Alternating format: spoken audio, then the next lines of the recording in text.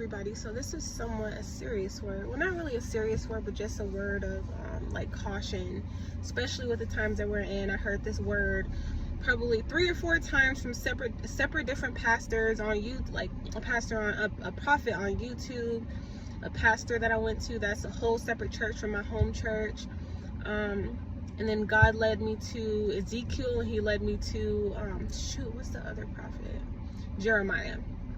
Long story short, y'all, we're in that time, okay?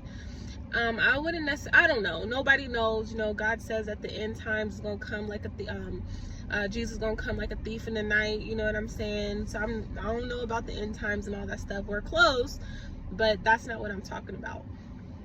So there's a specific scripture that I heard from 3 separate pastors about like pestilence and all this stuff, which is like famines and war and all that stuff. And we're transitioning into, we just got out of the pestilence, which is like disease and things, and we're transitioning into like the next phase. So what God wanted to remind us is whoever is suffering financially, meaning like the country, is under judgment. There was a scripture that I had read when Jericho was taken over, and what was his name? Ashan Sin, when he had like stole the rubies and stuff from that place, and then but it was cursed because God wanted all of those things to kind of be left alone for his glory, you know what I mean? But what God tied into that scripture with the scriptures that I'm going to talk about is the way that the United States kind of came about. It was built off of God, you know. On our money, it says, "In God we trust." I looked into the history of where they got that at, like what kind of meeting occurred to where they was like, okay, this is God telling us to take over this country. Oh, manifest destiny. That alone, manifest. Like, I know that manifestation is in the Bible, you know, but it's not really something that's, the word manifest isn't associated with Bible today. So when I think of manifest destiny, it doesn't sound like it was something that probably directly came from God. I think the intention, because they put God at the center when the country first came into play here, and when, you know, they made that decision to like take over and by force, and just the way that they did it, because it was a sacrifice to God, you know, just like anything else, you will benefit from it. Anything that you sacrifice to God, you will benefit from it. However, I don't think that the intention over time was of God, obviously.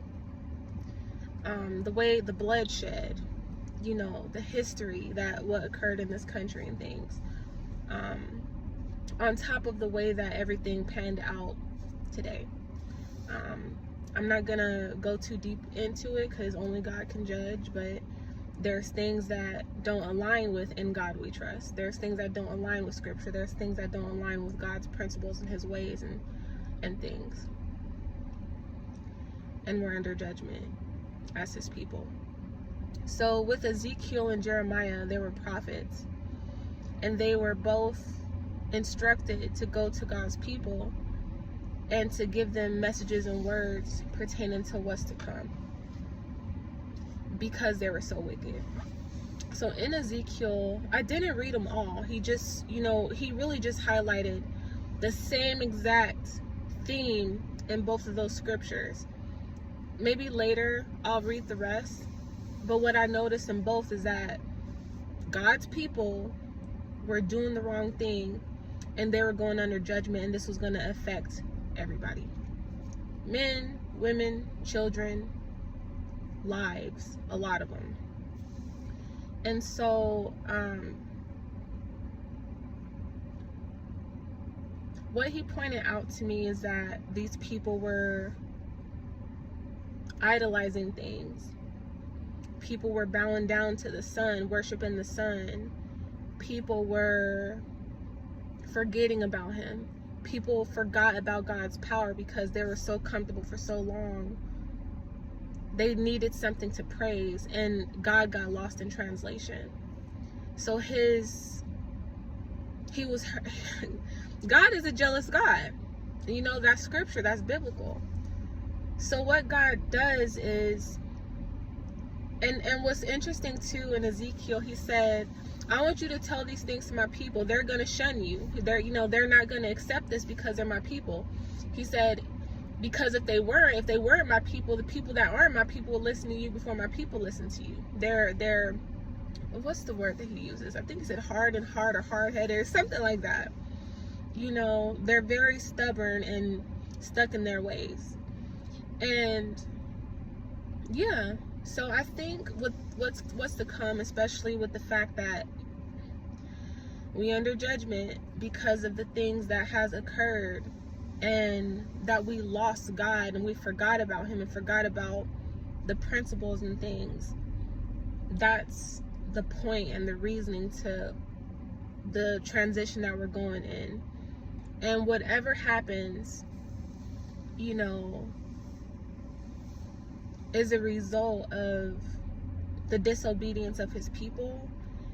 And it's a reminder and kind of a reset for us to get back on track with him as a whole. Because we can't remember who God is and his power until he shows us his power and show us his mighty hand. Meaning tornadoes, hurricanes, natural disasters, war, pestilence, all of these things are kind of like, I'm getting a vision of a baby. You know how a baby, when they do something wrong, they get smacked on the butt? I'm not laughing at the situation. It's just, that's what he's giving me. You know, so it's really to get us in check and for us to learn and remember who he is. So yeah, receive, pray that you're covered. Ask, you know, God to cover your family in these transitioning times and to keep us safe. So yeah, you guys have a great Friday.